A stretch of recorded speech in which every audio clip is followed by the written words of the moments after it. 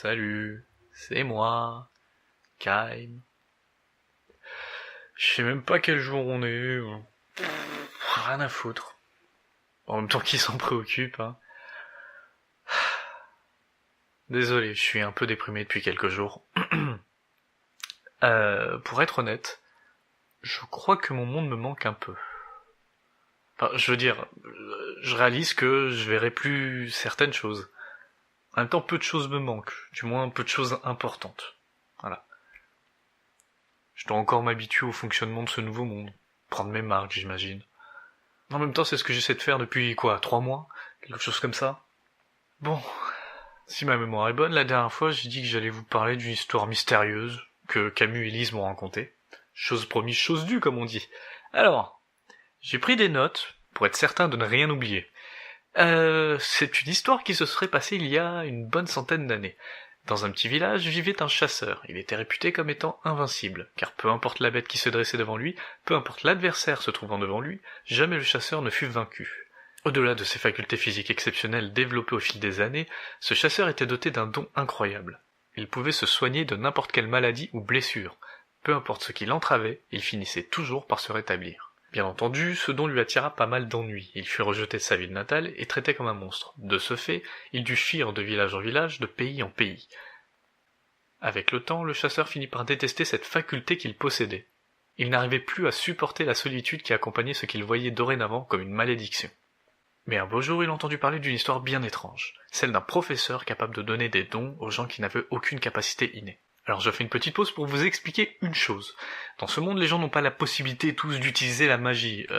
La technologie qui a donné naissance à ce que tout le monde appelle magie est quelque chose qui n'a même pas 100 ans. Donc les personnes pouvant provoquer un éclair, envoyer des boules de feu et tout le tremblement, c'est pas vraiment monnaie courante. Aujourd'hui, ça s'est pas mal démocratisé, mais la magie reste un domaine que seules certaines personnes ont la faculté de maîtriser. Par exemple, dans notre équipe de chasseurs, Flynn et Sam sont les seuls qui savent l'utiliser. Bon, je reprends. Le chasseur pensa alors que si ce mystérieux professeur pouvait donner le don de la magie à autrui, peut-être qu'il pourrait, d'une façon ou d'une autre, l'aider à perdre son don. Il partit alors en quête, puis, au terme d'une longue et épuisante route, le chasseur finit par arriver à destination, un village nommé Dernis. Il fut surpris de voir que d'autres personnes comme lui utilisaient la magie, et plus important, cela semblait normal. Plein d'espoir, le chasseur alla à la rencontre du professeur et lui expliqua son problème. Malheureusement, malgré des semaines de tests, d'expérience, le professeur ne pouvait rien pour lui. Pire encore, sa capacité s'était incroyablement développée. En dépit de cette nouvelle, le chasseur prit goût à la vie dans ce village. Les habitants étaient gentils, se rendaient service, se soutenaient dans les moments difficiles, et mieux encore, personne ne le regardait avec mépris ou peur. Le chasseur avait enfin trouvé un lieu où vivre paisiblement. Les années passèrent, le chasseur était tombé amoureux d'une jeune femme et fonda une famille avec cette dernière. Mais un jour, il fut réveillé en pleine nuit par plusieurs habitants du village. Ils étaient venus le supplier d'aider le fils d'un des voisins qui avait disparu. Le chasseur connaissait bien le jeune garçon disparu. C'était un ami de son fils. Il les voyait bien souvent jouer devant chez eux.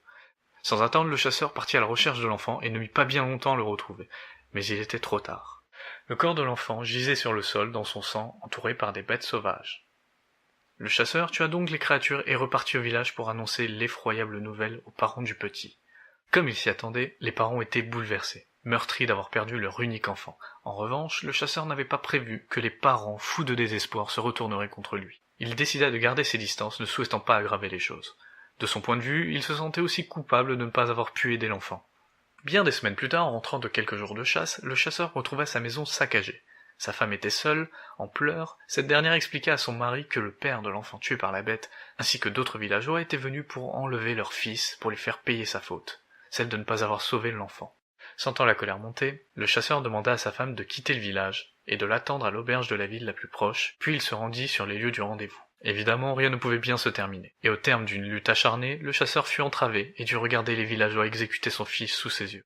Les villageois attachèrent le chasseur, puis le torturèrent en le foudroyant, encore et encore, cela pendant des jours. La capacité du chasseur le sauvait à chaque fois de la mort, et combien même il suppliait les villageois, ils n'arrêtèrent pas leurs actions comme pris d'une folie bestiale.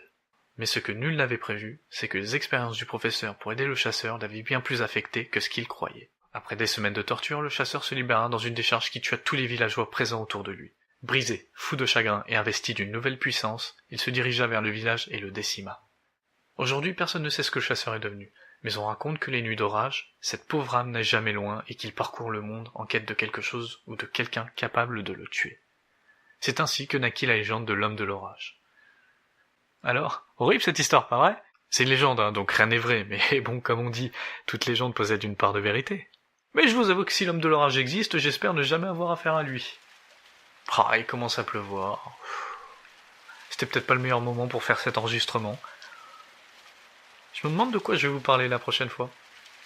Bon bah ce sera la surprise, je suppose.